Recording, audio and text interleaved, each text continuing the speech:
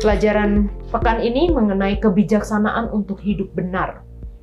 Ujian itu tujuannya adalah untuk menghilangkan keraguan. Jadi Tuhan menguji untuk memastikan, untuk membuat dia pasti itu akan sesuatu.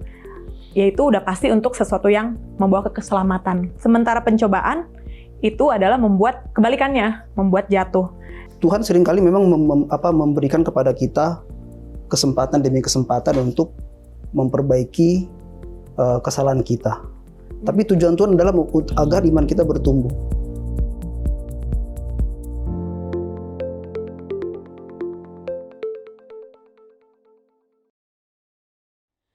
Selamat datang di Diskusi Sekolah Sahabat, diskusi pelajaran Alkitab yang mendalam untuk menguatkan iman kepercayaan kita kepada Tuhan.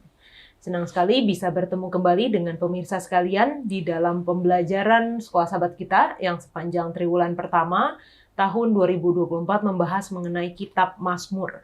Kita sudah mempelajari berbagai hal dari kitab pujian ini, dan di pelajaran yang ke-8 kita akan mempelajari hal yang baru mengenai kebijaksanaan. Dan terima kasih juga saudara-saudara, teman-teman yang sudah hadir di studio, sudah bersedia untuk berdiskusi bersama, dan kita juga senang untuk menyapa mereka yang telah menuliskan di kolom komentar YouTube channel Diskusi Sekolah Sahabat. Untuk yang pertama, saya bisa minta Pendeta Ronald untuk membacakan. Oke, ini Pak Antois Tumorang, amin, puji Tuhan. Kemudian Bapak Michael Manawan, Shalom dan terima kasih atas video pelajaran Sekolah Sahabat yang sangat menguatkan dan sangat bermakna. Salam buat Pendeta Heski Waruan dan semuanya. Tetap semangat. Kemudian dari Ebin Suhar, amin. Dan dari FK Story, sangat diberkati dengan perbincangan Sekolah Sahabat ini. Jelas dan mudah dipahami. Dari Gereja SDA Kironggu, Sabah, Malaysia. Dan yang terakhir dari Mailin Takupan. Amin. Amin. Baik, selanjutnya Adek, boleh? Ada dari Rosimin Lipin, katanya amin, amin, amin. Dari Paulen Lim, saya dari Kota Marudu, Sabah. Syukur penjelasan yang sangat jelas, saya sangat butuh. Teruskan puji Tuhan, Tuhan memberkati, amin. Ada juga dari JMZ, amin. Dan Roli Takalamingan, katanya luar biasa penjelasannya mudah dimengerti dan dapat diaplikasikan. Puji Tuhan ya. Lalu dari Jaukim Guntama, selamat belajar Sekolah Sahabat, Tuhan memberkati kita semua. Amin, puji Tuhan. Pendeta Antonius, silakan. Oke, dari Willis Sui, dia katakan, amin puji Tuhan, terima kasih diskusi yang sangat indah, sangat menguatkan iman percaya kita semua. Tuhan memberkati pelayanan kita semua, salam kami untuk umat Tuhan di sana. Amin. Selanjutnya dari Luseh Mindung, amin puji Tuhan. Dan yang selanjutnya dari Artauli Situmeang, dikatakan, terpujilah Tuhan dan sangat berterima kasih sudah diingatkan kembali dari janjinya. Selanjutnya dari Tulun Dusun Official Channel. Dia katakan, amin, terbaik cara pembahasan Sekolah Sahabat. Saya mendengarnya mudah mengerti. Tuhan Yesus memberkati, dari Kota Belut, Sabah, Malaysia. Selanjutnya dari Ayeril Pro. Shalom HCI, Hope Channel Indonesia. Terima kasih atas peluang bergabung dalam pembelajaran Sekolah Sahabat Dewasa. Tuhan memberkati, dari Gereja SDA Kampung Gaur, Kota Belut, Sabah. Dan yang terakhir dari Everett Piai.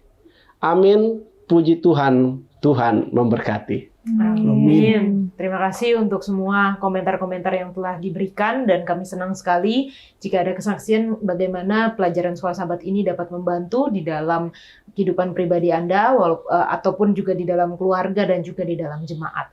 Dan tentunya kami menawarkan buku Sekolah Sahabat seperti yang ada di tangan saya ini kepada saudara-saudara yang rindu untuk memiliki, namun sulit untuk mendapatkan akses kepada buku ini. Jadi ini buku yang tipis ya, jangan minta buku yang tebal. Ini adalah buku Sekolah Sahabat yang dapat kami bagikan kepada saudara-saudara semua yang rindu untuk belajar bersama dengan kami, dan silakan hubungi nomor call center Hope Channel Indonesia sehingga kami dapat mengirimkan secara cuma-cuma ke alamat Anda masing-masing. Pelajaran pekan ini mengenai kebijaksanaan untuk hidup benar. bagaimana kita hidup benar dan apa itu kebijaksanaan. Mengapa penting kebijaksanaan untuk hidup benar di hadapan Allah dan bagaimana kita mendapatkan kebijaksanaan tersebut. Kita akan belajar dalam pelajaran pekan ini. Biarlah segala yang bernafas memuji Tuhan. Haleluya. Kitab Mazmur adalah doa dan himne Alkitab yang terbaik sepanjang masa. Diucapkan dalam pujian, kegembiraan, kesedihan, dan keputusasaan. Kitab Mazmur telah berfungsi sebagai kitab doa dan penyembahan. Di manakah orang dapat menemukan kata-kata yang lebih mulia untuk mengungkapkan kegembiraan daripada di Mazmur pujian dan syukur? Atau di manakah orang dapat menemukan kata-kata yang lebih dalam, lebih menyesal, dan lebih sedih untuk mengungkapkan kesedihan daripada dalam Mazmur ratapan? Untuk mengalami kekuatan kitab Mazmur yang mengubah hidup, kita dipanggil untuk menyanyikan dan mendoakannya seperti yang dilakukan oleh generasi orang percaya yang telah menggunakan Mazmur untuk mencurahkan pujian, permohonan, pengakuan, ratapan, dan ucapan syukur mereka kepada Tuhan. Keinginan dan doa kita adalah agar kitab Mazmur memperkuat kita dalam perjalanan hidup kita dan melaluinya kita dapat bertemu Tuhan setiap hari dari hati ke hati, sampai hari ketika kita melihat Yesus Kristus muka dengan muka. Dan olehnya segala yang bernafas memuji dan menyembahnya. Haleluya.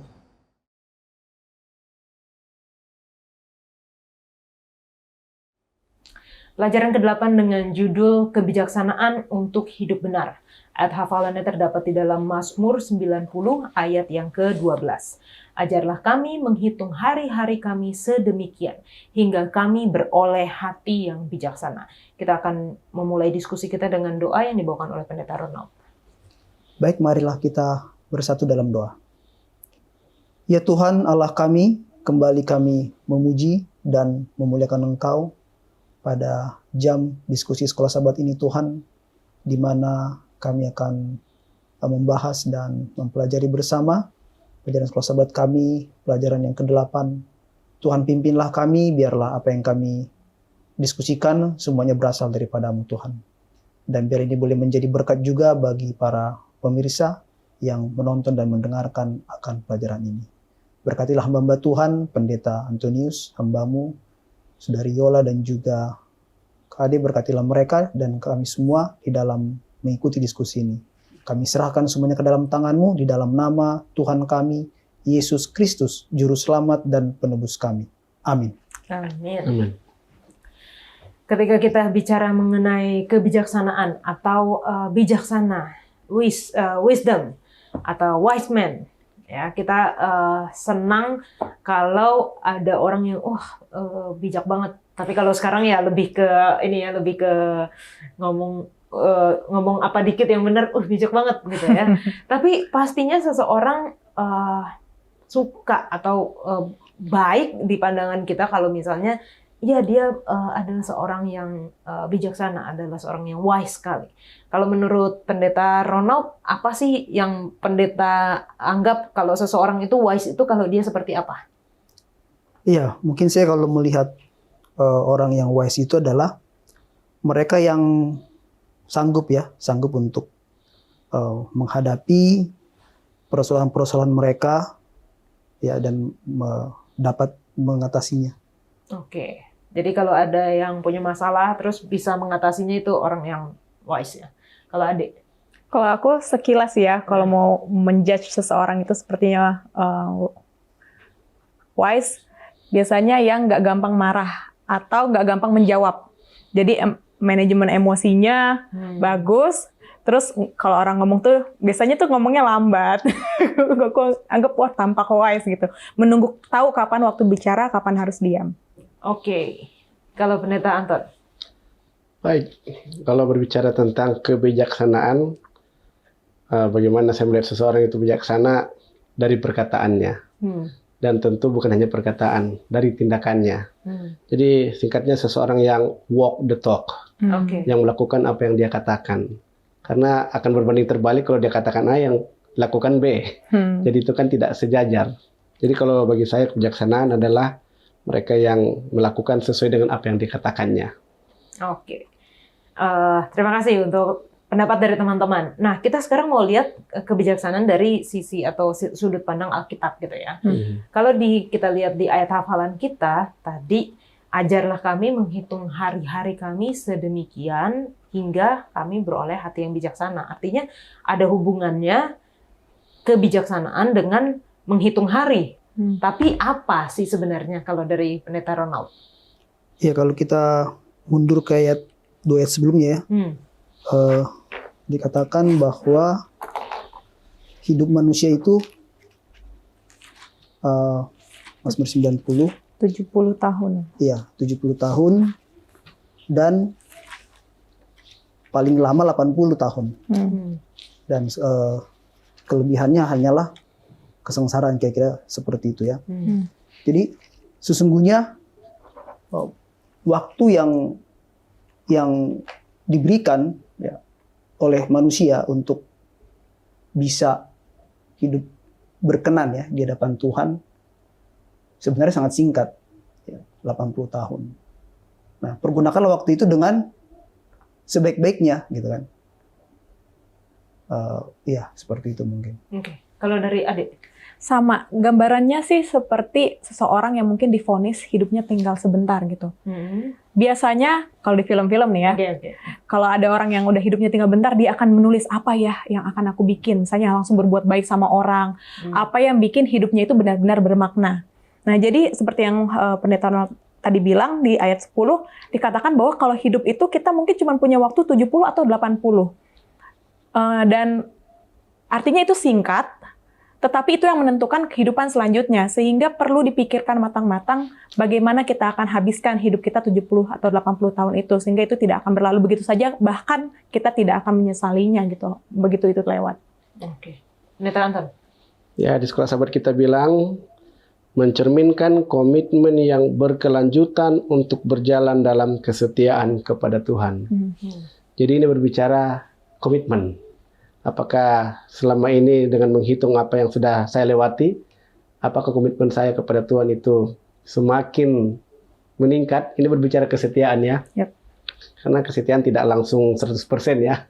Kita perlu perjalanan sampai bisa tiba di 100% itu. Dan ini seterusnya berbicara tentang seumur hidup. Nah, kalau komitmen seumur hidup, ini lebih kepada bagaimana hubungan dengan Tuhan itu. Ya, ibaratnya suami istri ketika sudah diberkati dan sudah ditumpangkan tangan, itu mereka akan berkomitmen untuk hidup bersama-sama selama hidup mereka sampai Mati. maut memisahkan kan. Kalau dengan Tuhan, ya dari kita lahir bahkan sampai juga mati, bahkan masih ada lagi hidup selanjutnya sesudah kematian. Jadi ini bukan berbicara hidup yang sekarang saja, tetapi hidup yang sesudah kehidupan ini, yaitu hidup kekal. Oke, jadi kalau kita bicara mengenai hidup kita singkat, ya mungkin betul di satu sisi ya, karena ada orang-orang yang merasa sehat, masih bisa beraktivitas, tiba-tiba bisa sakit, atau tiba-tiba bisa kecelakaan, nggak ada lagi. Ataupun ada juga orang yang merasa bahwa hidup ini kok lama gitu. Biasanya kalau di media sosial kita lihat dari Senin sampai Jumat itu lama, nanti Jumat Sabtu Minggunya cepat gitu ya. Nah, mungkin ada orang yang berpikir seperti itu kalau melihat dari kacamata manusia. Tapi kalau melihat dari kekekalan Allah, artinya dengan Allah yang kekal, hidup manusia itu memang seperti uap aja gitu. Jadi kayak cuman kelihatan bentar aja, terus langsung hilang gitu. Jadi memang kita harus melihat dari kacamata Allah juga. Nah, di pelajaran hari Minggu kita akan belajar dari Mazmur 119. Ini Mazmur yang terpanjang di Alkitab ya. Dalam hatiku aku menyimpan janjimu. Apa sih maksud dari ayat ini? Mazmur 119 ayat 11, dan bagaimana dia bisa menghasilkan supaya aku jangan berdosa terhadap engkau gitu kan. Bagaimana dia bisa menghasilkan tidak berdosa atau tidak hidup benar gitu di hadapan Tuhan, Pendeta Ronald? Ya, jadi di sini bilang dalam hatiku ya. Artinya kan kalau di hati itu ada di dalam pikiran. Ya. Dan pikiranlah yang mempengaruhi tindakan kita. Tindakan kita. Nah, Yesus ketika dia dicobai di padang belantara, dia selalu menggunakan ada tertulis. Itulah yang membentengi dia dari pencobaan yang ditawarkan oleh setan. Nah, demikian juga kalau kita menghadapi sebuah pencobaan di hadapan kita, maka kita harus pertama ingat adalah janji Tuhan. Ya, janji Tuhan, karena janji Tuhan itu mengandung pengharapan, sehingga kita tidak akan jatuh ke dalam pencobaan iblis. Artinya pasti ada jalan keluar karena Tuhan yang telah menjanjikannya kepada kita. Ya mungkin itu. Oke. Adik. Kalau aku jadi ingat waktu kecil, kalau orang tua aku pergi, misalnya dibilang, kamu beresin rumah ya. Kalau nanti udah beres, pulang-pulang mama lihat rapi rumah, mama kasih ini gitu, dia janjiin sesuatu. Jadi sementara mamaku pergi, aku akan beres-beres tuh. Aku akan beres-beres karena aku mengingat bahwa oh mamaku bakal bawa ini kalau rumahnya didapati bersih gitu kan. Aku melihatnya seperti itu sederhananya, bahwa ketika aku menyimpan janji Tuhan, Tuhan menjanjikan banyak hal ketika aku akan hidup benar. Sehingga setiap kali aku tergoda untuk melakukan yang salah, aku akan ingat, aku punya sesuatu yang akan Tuhan kasih ketika aku hidup benar gitu. Aku mau melakukan ini karena Tuhan berjanji akan ngasih ini sama aku, atau Tuhan berjanji sesuatu untuk aku ketika aku hidup benar gitu. Jadi aku menggambarkan itulah kenapa mengingat atau menyimpan janji Tuhan bisa membuat kita hidup benar, karena kita rindu melihat penggenapan dari janji-janji itu. Oke. Dan kalau misalnya kita lihat di Alkitab bahasa Inggrisnya itu bukan cuman kalau janji itu bukan promise ya, tapi word gitu. Jadi firman Tuhan, ketika kita menyimpan firman Tuhan di dalam hati atau di dalam pikiran kita supaya aku jangan berdosa terhadap engkau. Kalau dari Pendeta Anton? Ya, jadi dalam hatiku aku menyimpan janjimu. Ini sebagaimana yang dikatakan oleh Sekolah Sahabat di sini, itu melindungi kita dari pencobaan. Apa maksudnya? Ketika kita mengingat janji Tuhan, meskipun ada pencobaan di hadapan kita, kita akan memilih sesuai dengan janji yang sudah disampaikan kepada kita. Dengan kata lain, kita tidak akan mau berpihak ke yang mencobai, tapi kita mau berpihak kepada Tuhan yang menjanjikan jalan keluar dari permasalahan yang kita hadapi. Karena dalam 1 Korintus 10:13 katakan, dalam pencobaan itu Tuhan siapkan jalan keluar. Jadi pencobaan itu bukan sesuatu yang perlu kita hindari kalau itu datang. Ya, jadi maksud saya kalau itu datang, kita jangan datang pergi bawa diri ke dalam pencobaan. Tapi dalam kehidupan pencobaan itu akan datang. Ya. Kalau kita lihat hidup Yesus, bahkan Yesus dibawa oleh Roh Kudus ke dalam pencobaan. Tapi yang mencobai bukan Roh Kudus, setan kan. Nah, di situ Yesus, bagaimana yang disebutkan oleh Pendeta Ronald tadi, kekuatannya adalah ada tertulis. Itulah janji Tuhan itu. Dan itu membuat Yesus tidak jatuh ke dalam dosa. Dan berjalan sesuai dengan kehendak Tuhan. Dan di akhirnya, sesuatu yang indah Tuhan sediakan. Yaitu malaikat bahkan diutus Tuhan untuk melayani Yesus dan kebutuhannya pada saat itu. Oke, amin. Jadi kalau kita lihat bukan hanya kalau kan ada ungkapan banyak doa, banyak kuasa gitu ya. Tidak berdoa. Maksudnya artinya di dalam doa oke, kita percaya bahwa ada kuasa, tetapi di hari ini kita belajar juga bahwa di dalam firman Tuhan itu juga ada kuasa gitu. Jadi jangan jadi orang yang hanya mau berdoa aja gitu, tapi juga orang yang mempelajari firman Tuhan. Oke. Kita masuk di pelajaran hari Senin. Ajarlah kami menghitung hari-hari kami. Tadi kita sudah menjelaskan ya bagaimana singkatnya hidup itu seperti uap saja kalau kita lihat dari sudut pandang kekekalan Allah. Tapi ada nih yang berpikir bahwa dengan singkatnya hidup, bukankah harusnya hidup itu dijalani dengan penuh kesenangan, dengan kalau katanya live life to the fullest, you only live once gitu. Kalau menurut Pendeta Ronald bagaimana? Ya, itulah bedanya kehidupan di dalam Tuhan. Ya, kehidupan di dalam Tuhan, Tuhan menjanjikan sebuah kehidupan yang tidak berakhir di 70-80 tahun. Yes. Ya. Dan kehidupan yang dijanjikan itu adalah memang kekal, jauh lebih baik dari yang ada saat ini. Nah, jadi bagi yang sudah mengenal Tuhan, maka inilah yang menjadi tujuan kita. Ya, bukan yang 70-80 tahun. Jadi apa yang kita lakukan selama 70-80 tahun adalah bagaimana hidup berkenan kepada Tuhan, kan? Supaya apa yang dijanjikan tadi, kehidupan berikutnya itu kita bisa dapatkan. Amin, amin. Adek? Kalau dari aku yang kayak tadi Kak Yola bilang, ada yang berpikir YOLO, you only live once. Kamu cuma hidup sekali. Bener, kalau cuma hidup sekali memang udah polin aja di situ gitu. Tapi kita percaya kita nggak hidup cuma sekali ini ya, nggak cuma yang tadi 70-80 tahun atau bonus-bonusnya. Tapi kita tahu bahwa ada kehidupan yang lebih panjang, bahkan sampai kekekalan tidak ada habisnya setelah itu. Dan itulah yang mungkin yang tidak orang banyak ketahui ya, banyak yang masih berpikir hidup kita memang cuma di sini. Karena itulah hiduplah seenak mungkin sekarang gitu. Sementara kalau kita tahu ada kehidupan kedua, ya kalau dibilang once, kita nggak percaya yang once, kita hidup ada nanti yang sampai kekekalan. Baru kita akan mikir-mikir, apakah saya mau mengorbankan yang panjang banget itu, yang sampai kekekalan itu, cuma gara-gara yang Kecil. si 70 tahun doang ini gitu, si pencobaan yang sebentar ini yang. Nah, jadi memang akan berubah sudut pandang kalau tahu bahwa kita tidak hidup satu kali saja gitu. Jadi memang mungkin yang berpikir kayak gitu adalah orang yang tidak tahu bahwa hidup ini memang ada kehidupan selanjutnya yang sampai kekekalan di setelahnya gitu.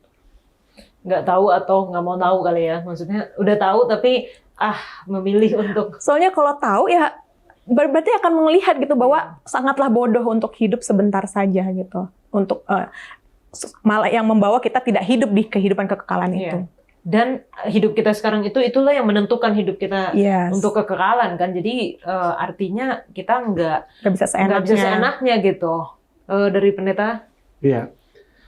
Kalau berbicara live life to the fullest itu perlu didefinisikan lagi. Fullest-nya di bagian mana ini? Benar ya juga kan? padahal. Karena itu masih terlalu general. Ya, namun saya ingin membawa perspektif kita kepada usia ya. Usia manusia seperti yang dibacakan tadi oleh Pendeta Ronald dikasih batas di dalam Mazmur 90 ayat 12 ayat yang ke-10, masa hidup kami 70 tahun dan jika kami kuat 80 tahun dan kebanggaannya adalah kesukaran dan penderitaan sebab lalunya buru-buru dan kami melayang lenyap. Sebenarnya Tuhan tidak membatasi usia manusia di dunia ini hanya 70 atau 90 karena di dalam Kejadian pasal 6 ayat 3, Kejadian pasal 6 ayat 3 katakan, berfirmanlah Tuhan, rohku tidak akan selama-lamanya tinggal di dalam manusia karena manusia itu adalah daging tetapi umurnya akan 120 tahun saja. Tuhan taruh saja. Jadi kalau mau berbicara hidup 120 tahun, itulah saya pikir yang hidup life to the fullest. Ya, live to the fullest ya. Bukannya hanya 70 atau 90.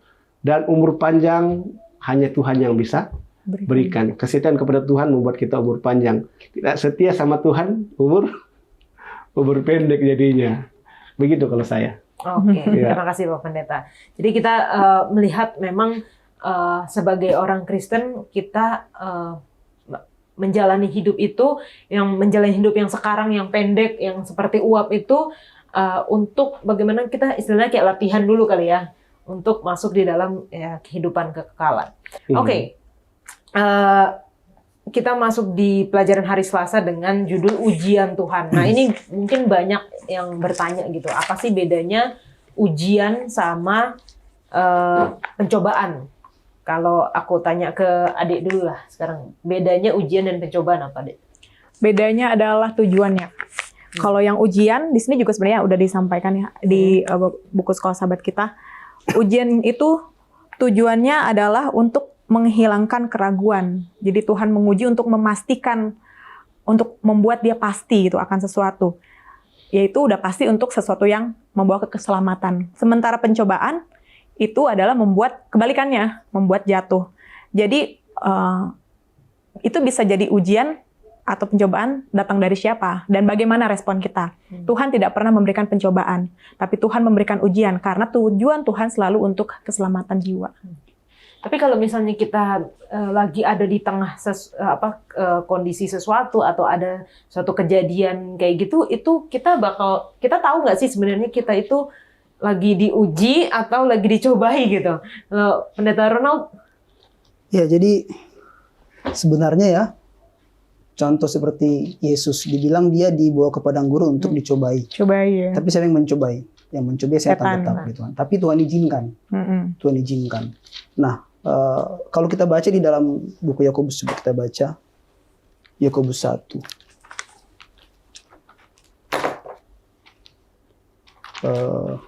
Ayatnya yang ke 12 ya. Berbahagialah orang yang bertahan dalam pencobaan. Ini pencobaannya. Artinya kita ada dalam pencobaan nih, ya kan? Sebab apabila ya sudah tahan uji. Ya, jadi pencobaan dan uji itu sebenarnya bisa jadi satu paket, ya kan? Bisa jadi satu paket. Ya kan? Ia akan menerima apabila ia sudah tahan uji, ia akan menerima mahkota kehidupan yang dijanjikan Allah kepada barang siapa yang mengasihi Dia. Jadi sebenarnya sikap kita melihat itu sebagai apa? Ya, kalau kita memandang itu sebagai ujian, maka kita akan bertahan, ya kan? Karena kita tahu ada mahkota kehidupannya. Tapi kalau kita menyerah, berarti ya gagal, kita fail gitu kan. Jadi kayak kalau misalnya Ayub gitu, kita tahu ceritanya ya, dia dicobai oleh setan gitu. Tapi Ayub pada saat itu mungkin dia nggak tahu gitu. Sebenarnya dia tuh kenapa gitu? Apa yang terjadi sama dia? Apa yang dia buat salah contohnya? Atau apa yang terjadi sama dia sehingga apakah dia diuji atau dia dicobai? Tapi tadi Pendeta Ronald juga sudah sampaikan poinnya bahwa itu bisa jadi satu paket dan pencobaan itu ketika kita berhasil bertahan artinya kita sudah tahan uji. Oke, terima kasih dan teman-teman, kita akan segera melanjutkan diskusi kita setelah yang satu ini.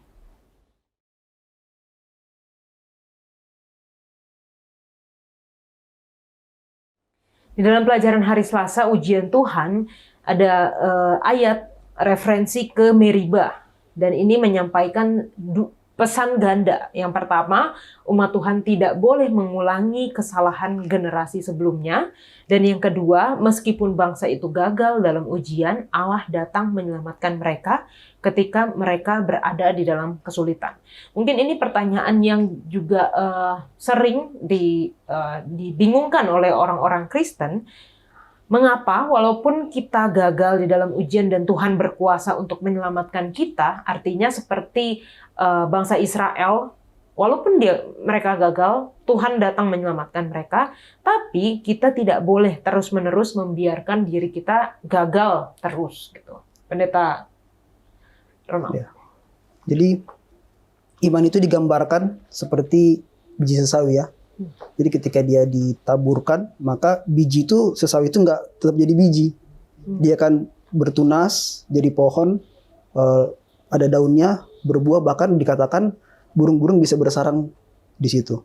Nah, jadi Tuhan seringkali memang memberikan kepada kita kesempatan demi kesempatan untuk memperbaiki kesalahan kita. Tapi tujuan Tuhan adalah agar iman kita bertumbuh. Ketika iman itu tidak bertumbuh, ya maka tujuan Tuhan itu tidak tercapai. Nah, makanya iman itu harus bertumbuh, ya hari demi hari akan semakin teguh, harus semakin teguh, harus semakin kokoh. Artinya pencobaan-pencobaan itu harus kita bisa kalahkan, bahkan dari yang kecil sampai akhirnya pencobaan yang besar pun kita bisa lewati. Adik. Kalau aku, Kak Yola pernah nggak nyuri waktu kecil? Kayaknya pernah sih. Sama aku pernah nyuri. Maksudnya sebenarnya awalnya tuh kayak nyuri ambil uang mama dikit apa? 100. Kayak udah kebiasaan ya udah ambil sendiri aja, ambil sendiri. Lama-lama kayak awalnya mungkin aku kayak deg-degan karena ntar dilihat sama mama gitu. Terus aku melakukannya beberapa kali dan ke beberapa kali itu aku udah nggak deg-degan. Dan aku melihat itulah kenapa kita nggak kita perlu untuk terus berjuang sejak kita deg-degan pertama kali itu dalam melakukan dosa. Karena lama-kelamaan kalau kita biarin, kita akan terbiasa. Kayak aku nyetir, aku awal-awal nyetir itu aku nggak pernah mau di bahu jalan. Nggak, walaupun macet, nggak apa-apa. Ini tuh menggoda banget kan jalan lurus. Tapi lama-lama, cobalah, ini kan macet. Ya memang nggak apa-apa lah. Aku coba, sampai akhirnya sekarang aku agak-agak nggak ada lagi rasa bersalah tiap kali ke bahu jalan. Jadi, Roh Kudus masih berbicara untuk mengingatkan bahwa ini salah, untuk dosa yang kita lakukan. Mungkin kita akhirnya gagal, mungkin kita gagal kita melakukannya gitu. Tapi perjuangan itu perlu terus dilakukan sebelum kita benar-benar tidak merasa lagi dosa itu adalah dosa. Di Amsal 24 ayat 16 dikatakan, sebab 7 kali orang benar jatuh, namun ia bangun kembali, tetapi orang fasik akan roboh dalam bencana. Makanya aku yakin kita pasti pernah dan sering mungkin mengalami kegagalan dalam hidup benar. Tapi selagi Roh Kudus itu masih terdengar, jangan keraskan hatimu. Karena kalau tidak, kita dibilang itu dosa mendukakan Roh Kudus karena tidak merasa lagi bahwa itu adalah dosa. Oke. Jangan sampai dosa menerobos bahu jalan membuat kita nggak bisa hidup kekal ya. Kalau orang-orang kan bilang jangan sampai karena utang 5.000 saya nggak jadi masuk surga. Gitu kan. Kalau Pendeta? Oke. Berbicara tentang ujian dan pencobaan, tadi saya coba lihat di Google. Simpelnya Google bilang ujian itu menguji keterampilan. Sedangkan pencobaan itu menguji karakter. Iya, jadi kalau kita diuji itu hanya untuk lihat kamu bisa ngapain sih dengan keterampilanmu. Contohlah, saya jago ngetik 10 jari gitu. Jadi diuji mampu benar nggak dia 10 jari. Tapi kalau berbicara karakter itu kan nggak kelihatan. Itu bukan keterampilan, tetapi kebiasaan, sifat. Jadi seperti yang Adik bilang tadi, pertama kan masih deg-degan karena baru pertama kali. Tetapi ketika itu diulang-ulangi sudah menjadi kebiasaan. Nah, kebiasaan itulah yang akhirnya menjadi karakter. Jadi dengan kata lain kita harus membiasakan diri untuk mengikuti firman Tuhan sehingga pada saat seakan-akan itu kita tidak bisa ikut, kita jadi ikut. Kenapa? Karena udah biasa. Bisa karena biasa. Jadi pencobaan terbesar apapun itu, ketika kebiasaan kita, karakter kita sudah dibentuk dari sejak lama, maka pada saat pencobaan kita tidak akan gampang terikut. Nah, itulah kira-kira. Oke. Saya jadi keinget ada kutipan ya kayaknya, kita tidak menentukan masa depan kita. Kita menentukan kebiasaan kita membentuk karakter kita, dan karakter kita menentukan masa depan kita. Jadi di pelajaran kita juga dicatat di sini bahwa penolakan terhadap perintah Allah akan menghasilkan sikap keras kepala dan mengeraskan hati orang yang keras kepala. Jadi semakin kita menolak, satu kali kita menolak, makin keras gitu. Dan di dalam Testimonies of the Church juga dikatakan bahwa apa yang tampak sangat salah bagi mereka pada awalnya, lambat laun kehilangan penampilan ini dengan terus-menerus berada di hadapan mereka. Sampai akhirnya mereka mempertanyakan apakah itu benar-benar dosa, dan secara tidak sadar jatuh ke dalam kesalahan yang sama. Jadi ini sangat berbahaya ya. Jadi abu-abu ya. Jadi abu-abu, jadi malah mikir, enggak, itu enggak dosa. Masa sih salah? Ya, gitu. Oke, nah selanjutnya kita belajar dari Mazmur 141, tipu daya dari jalan yang jahat. Apa saja nasihat dari Mazmur 141 dan apa maksud bahwa sifat pencobaan yang progresif dari ayat yang keempat? Pendeta Ronald. Ya, jadi sifat pencobaan yang progresif ya. Artinya pencobaan itu sifatnya adalah progresif ya. Makanya kenapa di dalam buku Mazmur ini 144 dia berdoa dengan sungguh-sungguh agar tidak jatuh ke dalam pencobaan ya. Karena dia tahu betapa lemahnya manusia ya, betapa tak berdayanya manusia menghadapi pencobaan. Dan sekali pencobaan itu dituruti ya, sekali manusia itu jatuh ke dalam dosa, maka pencobaan itu akan semakin menguasai dia, gitu. Pencobaan itu akan semakin besar, semakin menguasai dia akan semakin jatuh dan semakin terpuruk. Gitu. Jadi hati-hati dengan dosa. Dosa sekecil apapun, awalnya kecil ya, seperti Hawa, dia hanya makan buah. Tapi ketika dosa itu, ternyata anak-anaknya saling membunuh. Ya kan, jadi hati-hati dengan dosa, karena dosa itu tadi sifatnya adalah progres. Gitu ya. Oke. Adek. Iya, jadi progresif artinya dia bertingkat ya, dia berkembang menjadi lebih naik. Dan naiknya tentu saja dalam segi negatif di sini. Karena di Mazmur 141 ayat 3 dikatakan, awasilah mulutku ya Tuhan, berjagalah pada pintu bibirku. Jadi dia melihat, pemazmur ini melihat bahwa awal dari dia melakukan dosa yang lebih besar adalah ketika dia tidak bisa menjaga bibirnya, dan menggambarkan kenapa harus jaga pintu bibir seperti pintu gerbang ya, masuk dan keluarnya segala sesuatu serangan itu dimulai dari pintu gerbang. Jadi kalau pintu gerbangnya nggak kuat, robohlah itu bangsa itu, kota itu. Dan di sini dilihat dari tidak bisa menjaga mulut, menjaga bibir, itu bisa menjadi satu dosa yang lebih besar lagi. Dan dosa progresif di sini dikatakan maksudnya dia bertingkat. Awalnya dengar-dengar ada kecenderungan, mungkin penasaran. Jadi ada kecenderungan ke arah kejahatan. Apa itu? Kenapa dilakukan? Gitu kan, kayak penasaran, belum dia apa-apain. Kemudian nanti lama-lama dia dengar terus, dia akan mulai, wah, benarkah seenak itu misalnya? Mulailah dia mempraktekkan. Sekali, contohnya Raja Daud lah. Raja Daud ketika dia berdiri, sebenarnya dia tidak salah ketika dia melihat. Karena ketika dia berdiri tidak sengaja dia lihat. Tapi kesalahannya adalah ketika dia menengok lagi. Jadi dia ketika satu kali kemudian dia bertobat, itu Tuhan akan ampuni gitu. Tapi ketika dia berdiri, dia lihat, tapi kemudian dia terus melakukannya, berulang-ulang dipraktekkan, akhirnya menjadi sesuatu yang dia lakukan lebih lagi, dan akhirnya mulai menikmati melakukannya, bahkan menginginkannya. Jadi diawali dari cuman penasaran, kecenderungan, dipraktekkan, mulai suka, dan akhirnya nggak menyadari atau tidak peka lagi bahwa itu adalah satu kesalahan. Nah, ini juga dihubungkan dengan Mazmur 1 ayat 1. Ya. Dikatakan, oke kita buka ya, Mazmur 1 ayat 1. Berbahagialah orang yang tidak berjalan menurut nasihat orang fasik. Jadi pertama, tidak berjalan menurut nasihat. Jadi nggak mau disuruh oleh orang fasik untuk melakukan sesuatu yang salah gitu. Yang tidak berdiri di jalan orang berdosa, lama-lama dia jadi melakukannya sendiri karena dia sendiri yang berdiri di jalan orang berdosa. Dan yang terakhir tingkatannya adalah dia duduk dalam kumpulan, yang artinya dia sudah akrab dengan kumpulan itu, dia sudah menikmati ada di kumpulan itu. Jadi hati-hati dari gerbangnya dosa bisa membawa ke dosa yang lebih besar yang bahkan kita tidak sadari dan kita tidak peka lagi bahwa itu adalah dosa. Thank you, Adek.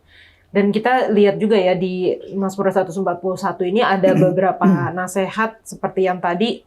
Pertama, pengendalian diri dalam berbicara. Artinya pemazmur meminta Tuhan untuk mengawasi mulutnya gitu. Dan selanjutnya ada juga godaannya, apakah anak Tuhan akan menyerah pada nasihat orang benar atau terpikat oleh makanan lezat orang fasik. Dan kita bisa temukan di ayat 4 dan 5. Di sini dikatakan jangan aku mengecap sedap-sedapan mereka. Itu masih berhubungan dengan bibir juga, dengan mulut juga ya. Lalu melakukan perbuatan-perbuatan fasik, lalu jangan aku minyak orang fasik menghiasi kepalaku. Jadi ini merupakan hal-hal yang nasihat yang diberikan oleh pemazmur dalam Mazmur 141. Kalau dari Pendeta Antonius, silakan. Oke, tipu daya dari jalan yang jahat. Yola pernah lihat perangkap burung? Pernah lihat? Iya. Bagaimana fungsinya itu? Kalau dilihat perangkap. Ada makanannya. Iya. Jadi begitulah tipu daya dari si jahat ini. Jadi perangkap burung itu biasanya dibuat di sekitar perangkap itu ditaburi umpan, biasanya makanan ya. Jadi sehingga ketika burung itu datang, dia akan makan yang di sekelilingnya dulu, nggak langsung masuk ke perangkap kan. Jadi waktu makan satu, aman, nggak ada masalah. Kedua, aman. Ketiga, aman. Seterusnya sampai habis yang di luar, makanan di luar, dia mulai masuk. Karena udah keenakan ya. Itu tadi sudah menikmati. Kemudian perlahan-lahan dia masuk ke dalam perangkap itu, dan ketika dia sudah ada di dalam perangkap, tidak bisa lagi Keluar. terlepas. Hmm. Itulah tipu daya dari jalan yang jahat itu. Dan saya ingin hubungkan ini dengan Ibrani 5 ayat 14. Di sini dia bilang, Ibrani 5 ayat 14, tetapi makanan keras adalah untuk orang-orang dewasa yang karena mempunyai panca indera yang terlatih. Kembali lagi, panca indera yang terlatih untuk mampu membedakan, apa katanya? Yang baik daripada yang jahat. Meskipun baru godaan pertama, seharusnya si burung yang tahu, sudah berpengalaman, sudah dewasa, dia akan tahu, oh, ini perangkap ini. Baru di pertama. Dan ya kita berharap kita jadi orang-orang seperti itu. Baru pertama, sudah tahu ini perangkap, sehingga kita tidak jatuh ke dalam perangkap itu. Siapa yang mau jatuh ke perangkap yang sama 2 kali? Ada nggak? Tentu kita nggak mau, tapi kadang-kadang godaan itu levelnya lebih naik. Ya kan? Sehingga kita susah untuk membedakan. Tapi itulah mengapa kita butuh kuasa intervensi Roh Kudus Tuhan. Dan ini mungkin berarti dosa itu sama kayak addiction gitu ya, sama kayak adiksi gitu ya. Pertama kali coba, oh nggak apa-apa kok, ini kayaknya enak gitu. Makin lama makin jadi nggak bisa lepas gitu. Jadi benar-benar bahkan pikirannya aja udah nggak bisa terkontrol lagi gitu. Jadi hati-hati, jangan bermain-main dengan dosa. Teman-teman, kita akan lanjutkan diskusi kita, jangan kemana-mana.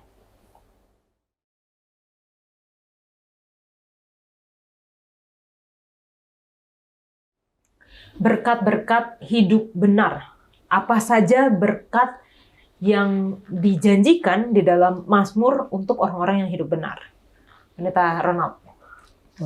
Baik, kalau kita baca ya di dalam Mazmur 112, dikatakan ayat yang pertama, berbahagialah orang yang takut akan Tuhan, yang sangat suka kepada segala perintahnya. Ya. Ayat 2, anak cucunya akan perkasa di bumi, angkatan orang benar akan diberkati. Dan selanjutnya dikatakan harta dan kekayaan ada di dalam rumahnya, kebajikannya untuk selamanya, di dalam gelap terbit terang bagi orang benar, pengasih dan penyayang orang yang adil. Ya. Ayat 5 mujur ya, orang yang menaruh belas kasihan dan yang memberi pinjaman ya. Nah, di sini adalah ada sebuah jaminan dari Tuhan bahwa kalau kita mempertahankan kehidupan kita benar di mata Tuhan, maka ada jaminan janji adanya sebuah boleh dikatakan prosper ya, atau kesejahteraan bagi anak cucu, begitu ya. Jadi bukan hanya bagi saya secara pribadi atau bagi kita secara pribadi, tetapi ternyata Tuhan memperhitungkan juga sampai ke anak cucu. Ya. Jadi artinya memang berkat Tuhan itu ya tidak hanya berupa keselamatan, tetapi berupa juga berkat-berkat jasmani. Ya. Di dalam kita mempertahankan kebenaran kita. Oke. Adek? Oke, kalau baca 112 doang kan, jadi kok akan bertanya, Tuhan kok aku nggak ngerasain? Nggak kaya-kaya Tuhan, kalau aku mau belanja masih lihat price tag Tuhan. Jadi aku percaya ini bukan materi saja, atau bukan sekadar, jangan saja ya, ntar dua-duanya. Sekadar materi, tetapi Tuhan rindu ini kalau sekolah sahabat sih menyimpulkannya dengan satu kata, kedamaian.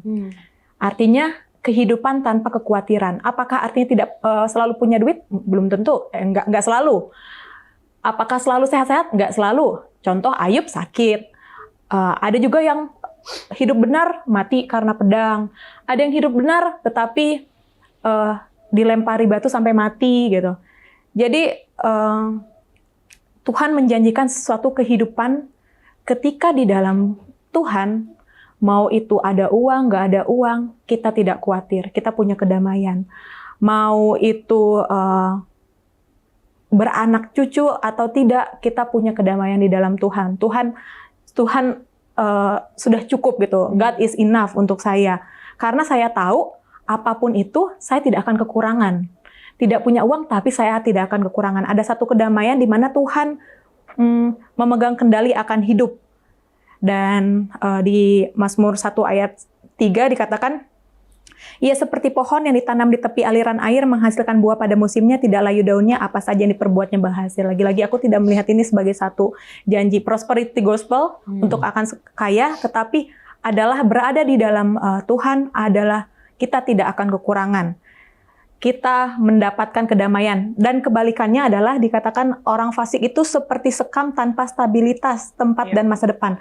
Jadi kebalikan dari seperti sekam yang ketiup angin hilang, tapi orang yang hidup di dalam Tuhan itu tahu dia masa depannya pasti.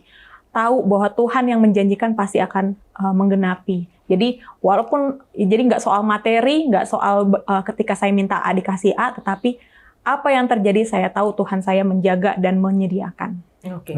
Dan ayat yang tadi Ade bacakan itu dikatakan di sini perumpamaan ini mengidentifikasi sumber dari berkat itu. Jadi sumbernya itu adalah ketika kita tinggal di dalam Tuhan gitu kan, tinggal di hadirat Allah dan di tempat kudusnya dan menikmati hubungan yang tidak terputus dan penuh kasih dengan Allah. Jadi menurut saya berkat itu juga adalah hubungan kita dengan Tuhan ya. Jadi kalau tadi memang betul di dalam Mazmur 112 bahkan Mazmur 128 kita juga melihat bahwa ada berkat-berkat materi bahwa orang-orang yang menghormati Tuhan tidak akan kekurangan. Tapi berkat yang menurut saya yang terbesar mungkin kita bisa katakan adalah hubungan kita dengan Tuhan.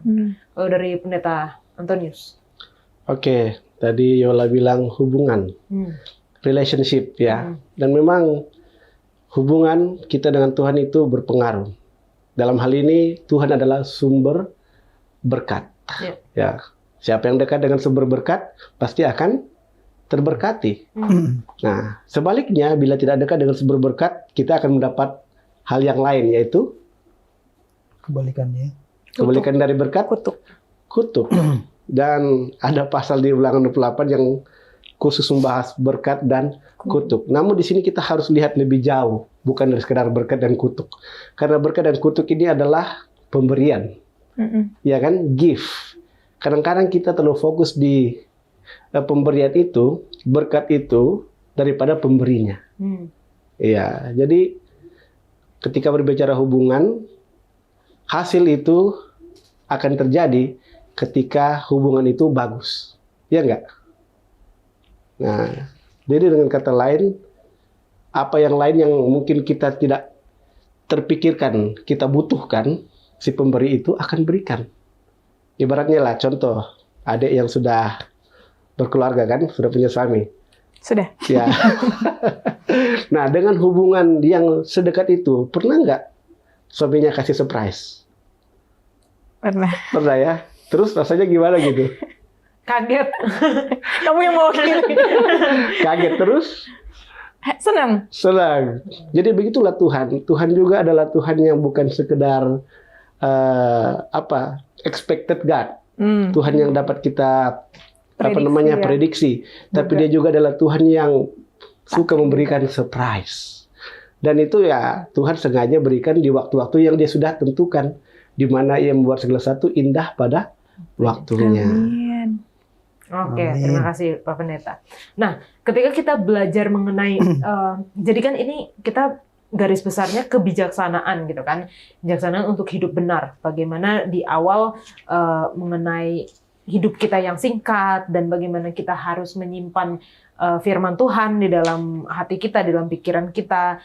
Ketika kita diuji, kita bisa memiliki istilahnya kayak senjata lah untuk menjalani pencobaan atau ujian itu dan menghindarkan diri dari tipu daya yang jahat. Pada akhirnya kita mendapat berkat dari kebijaksanaan untuk hidup benar itu. Nah, balik pada senjata kita gitu ya, senjata kita firman Tuhan. Bagaimana firman Tuhan dapat menjadi sumber kesenangan dan bukan hanya pengajaran. Artinya kita melihat mungkin ada orang-orang yang ya belajar Alkitab, kalau belajar sekolah Sabat misalnya, kalau udah tinggal hari Jumat aja gitu ya, bukan atau belajar Alkitab bahkan mungkin enggak gitu. Mereka nggak mau, kalau diskusi yang panjang-panjang nggak mau, maunya denger yang kesimpulan aja, yang penting saya tahu itu tentang apa contohnya. Tapi kita kan nggak bisa gitu makan istilahnya makan rohani udah seminggu sekali, udah gitu disuapin doang lagi gitu kan. Tapi kita harus makan sendiri supaya kita bisa bertumbuh. Nah, gimana caranya supaya firman Tuhan itu jadi kesenangan, bukan hanya jadi pengajaran atau bahkan jadi beban gitu buat kita. Pendeta Ronald. Ya, jadi firman Tuhan itu bukan hanya sebuah pengajaran ya, tapi ini juga adalah sebuah kesenangan. Pertanyaannya bagaimana itu bisa menjadi kesenangannya? Saya pikir adalah firman Tuhan itu harus memiliki efek ya, efek yang benar membuat kita bahagia. Ya kan, dengan kita membaca firman Tuhan, kita menemukan kebahagiaan. Kenapa? Oleh karena yang pertama karena kita bisa terhubung dengan Tuhan ya. Jadi kita berhubungan dengan Tuhan, kita bisa merasakan kehadiran Tuhan, dan kehadiran hubungan dengan Tuhan itu adalah hubungan percintaan seperti itu ya. Jadi seperti apa itu kekasih ya, berhubungan dengan Tuhan gitu kan. Jadi kita bisa merasakan satu aura yang kita hanya bisa temukan itu ketika kita berdoa dan membaca firman Tuhan. Dan itu akan memberikan kita aura yang positif, roh satu spirit yang positif ketika kita berdoa dan membaca firman Tuhan. Yang berikut adalah firman Tuhan itu adalah hidup. Apa artinya hidup?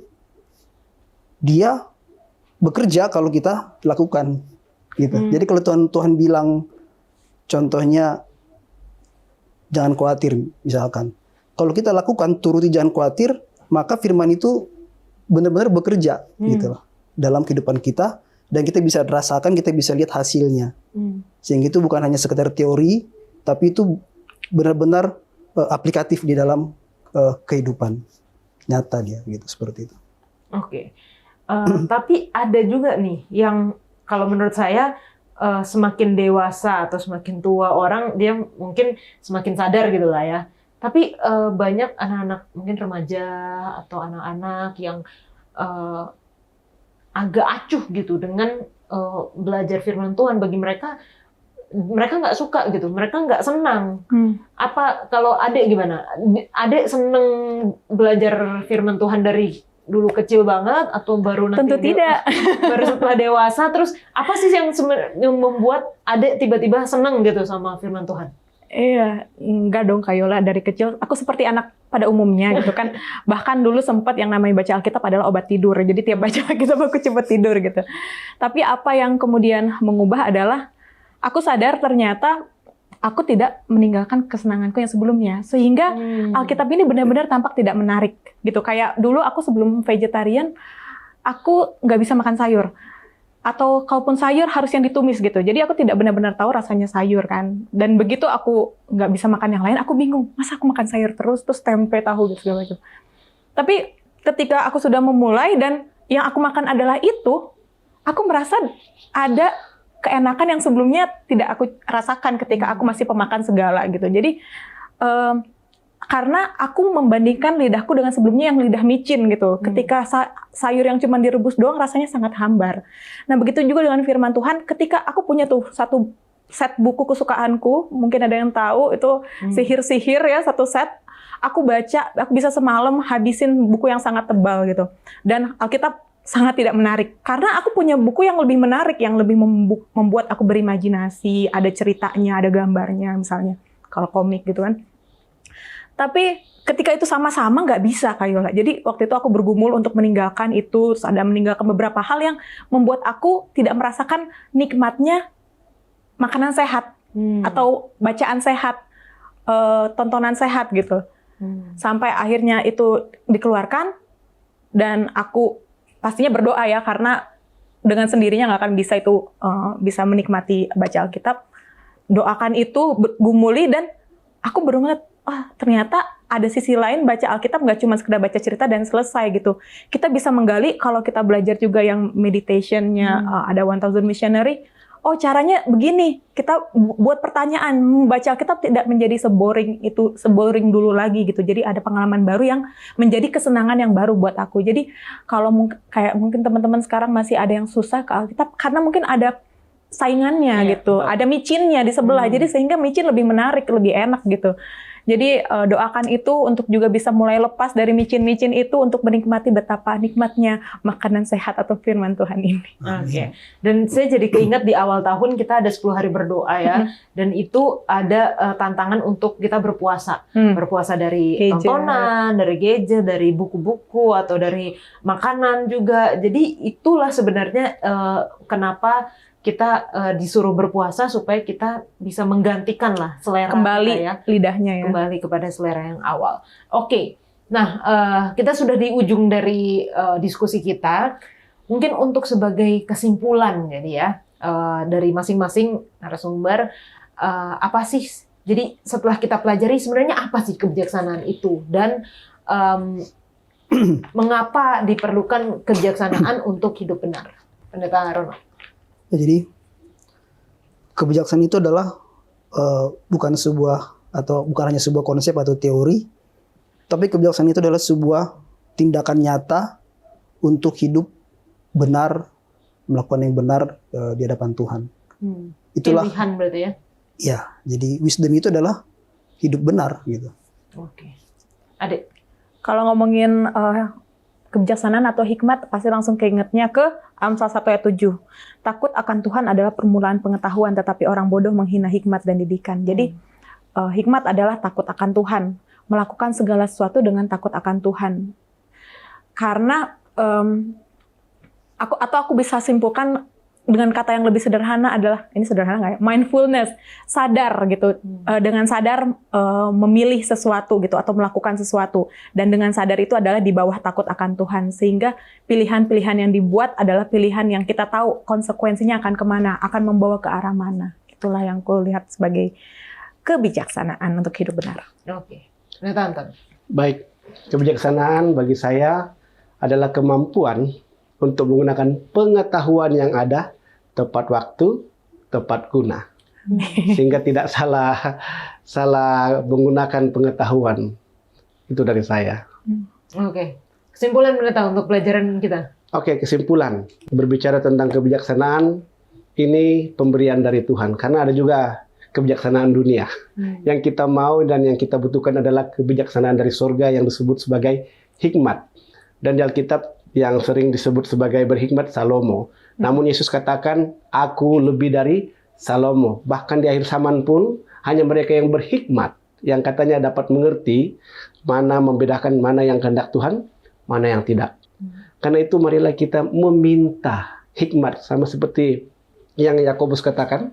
Ini kesimpulannya ya. Yakobus pasal 1.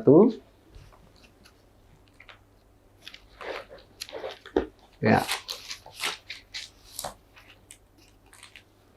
Ayatnya yang ke-5. Ya, itu dia. Tetapi apabila di antara kamu ada yang kekurangan hikmat, hendaklah ia memintakannya kepada Allah yang memberikan kepada semua orang dengan murah hati dan dengan tidak membangkit-mangkit, maka hal itu akan diberikan kepadanya. Amin. Mintalah, maka akan diberikan kepadamu. Amin. Baik, terima kasih Pendeta Antonius, Pendeta Ronald dan juga Ade sudah berdiskusi bersama, dan saat ini kita akan masuk di dalam sesi tanya jawab. Bagi teman-teman yang memiliki pertanyaan seputar mengenai kebijaksanaan untuk hidup benar ataupun juga seputar kitab Mazmur, silahkan tulis di kolom komentar YouTube channel Diskusi Sekolah Sahabat ataupun melalui nomor call center Hope Channel Indonesia, dan kita akan membahasnya di pelajaran-pelajaran selanjutnya.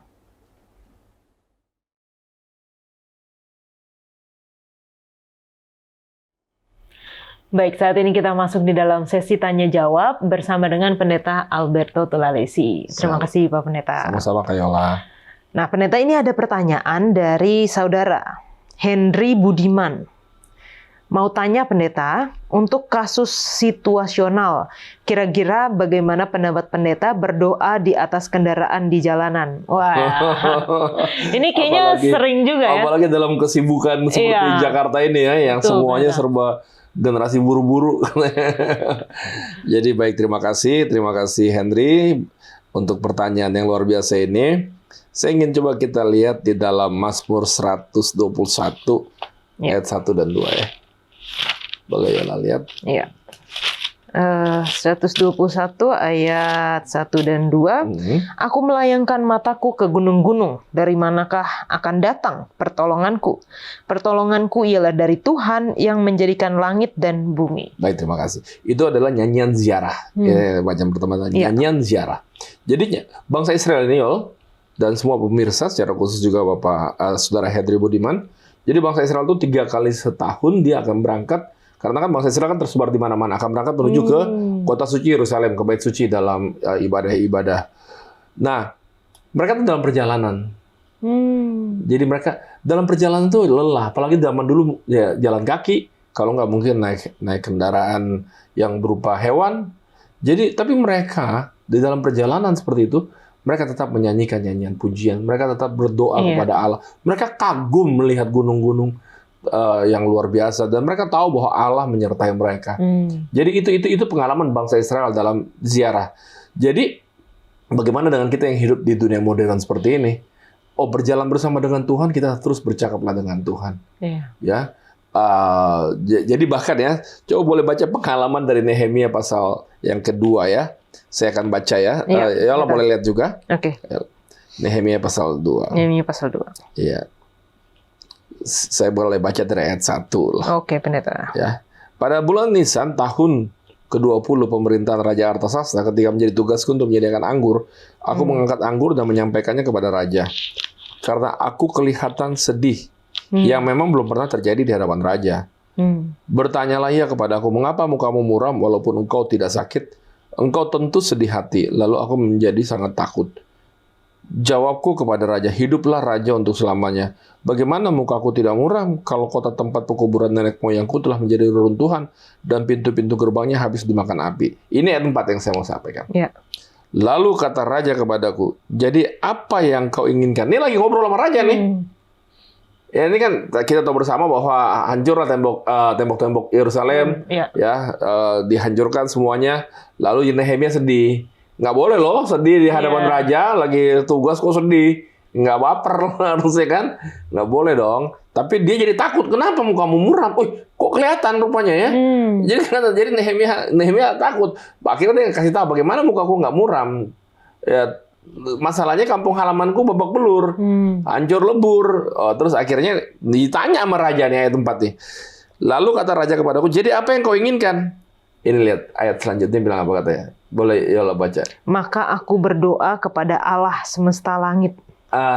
Lihat ya, lagi ngobrol, lagi ditanya, berdoa dia. Bukan berdoa lalu dia bertelut di hadapan raja lalu berdoa kepada Tuhan. Enggak, dalam hatinya dia berdoa kepada Allah. Jadi doa ini adalah memang pengalaman kehidupan. Artinya doa itu nafas hidup ya. Artinya doa adalah bagaimana kita bergaul bersama dengan Tuhan. Maka dalam ketika kita berjalan di kendaraan, ketika kita di mana saja, kita harus bersekutu dengan Tuhan, buka hubungan dengan Tuhan.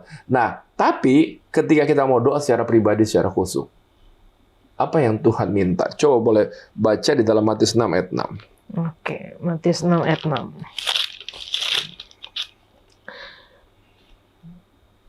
Tetapi jika engkau berdoa, masuklah ke dalam kamarmu, tutuplah pintu dan berdoalah kepada Bapamu yang ada di tempat tersembunyi.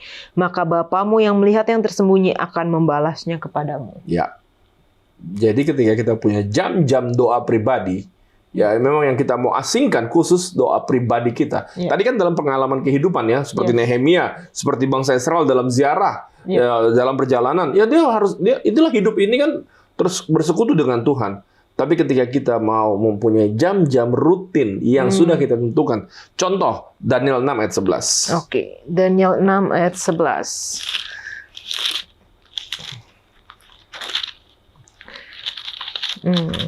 Demi didengar Daniel bahwa surat perintah itu telah dibuat, pergilah ia ke rumahnya. Dalam kamar atasnya ada tingkap-tingkap yang terbuka ke arah Yerusalem.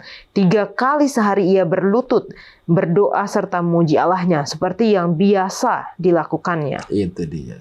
Di dalam kamar. Kita harus punya jam-jam khusus pribadi. Hanya saya dan Tuhan saya. Hanya kita. Jadi itulah menopang kekuatan kita untuk kita boleh menang melawan setiap pencobaan dalam dunia yang sudah tidak ideal di negeri asing. Jadi betul. Dalam dunia yang sudah tidak ideal, hanya kekuatan kita doa. Dan bangun hubungan bersekutu dengan doa.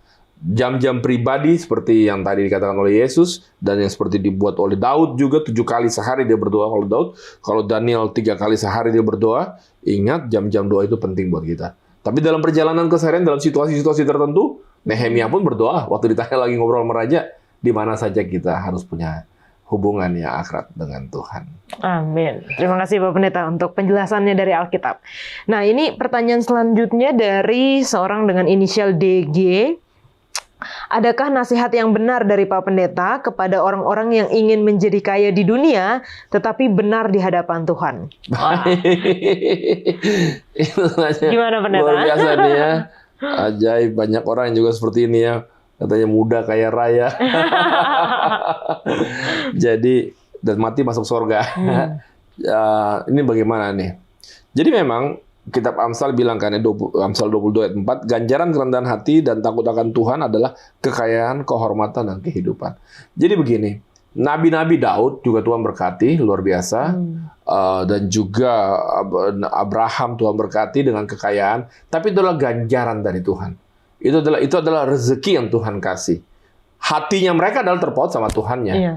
Tapi ketika ganjaran dikatakan dalam Amsal, ganjaran kerendahan hati dan takut akan Tuhan adalah kekayaan dan kehormatan dan kehidupan. Jadi izinkan Tuhan yang memberikan itu semua. Tuhan yang menentukan apa yang harus kita punya. Contoh lagi ya. Jadi saya mau baca ini dalam Ulangan 8 ayat 17 sampai 18. Yola tolong baca. Okay. Ulangan 8 ayat 17 sampai 18. Ulangan 8 ayat 17 dan 18. Maka janganlah kau katakan dalam hatimu, kekuasaanku dan kekuatan tanganku lah yang membuat aku memperoleh kekayaan ini. Tetapi haruslah engkau ingat kepada Tuhan Allahmu, sebab dialah yang memberikan kepadamu kekuatan untuk memperoleh kekayaan dengan maksud meneguhkan perjanjian yang diikrarkannya dengan sumpah kepada nenek moyangmu seperti sekarang ini. Ya, kekayaan itu dengan satu maksud, bahwa ini bukan kuasa kita, bukan hebat kita, adalah untuk kita semakin dekat dengan Tuhan. Jadi makanya hatinya yang penting adalah ke Tuhan. Ya.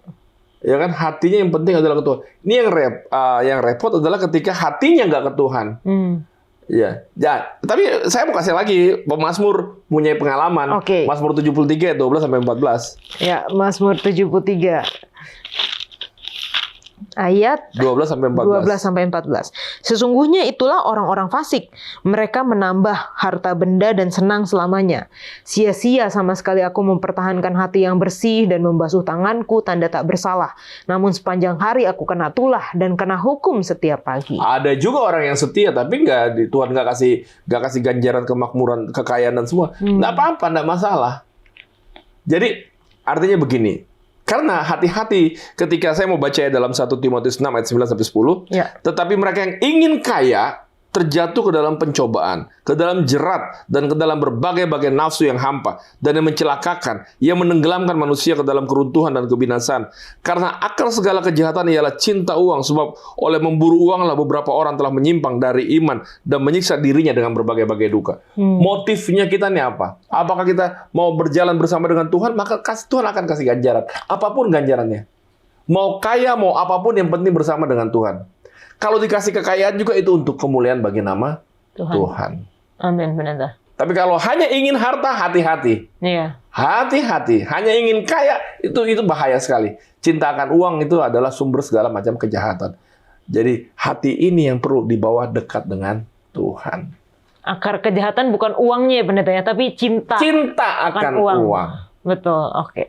Terima kasih Pak Pendeta untuk jawaban-jawaban yang dari firman Tuhan yang telah kita bahas bersama.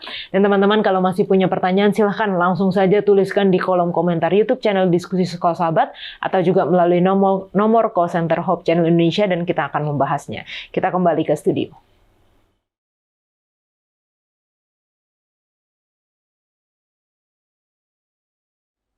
Baik, untuk menutup diskusi kita minta Pendeta Antonius untuk berdoa. Kita bersatu di dalam doa. Bapa Surgawi, kami bersyukur diskusi kami boleh selesai dengan baik.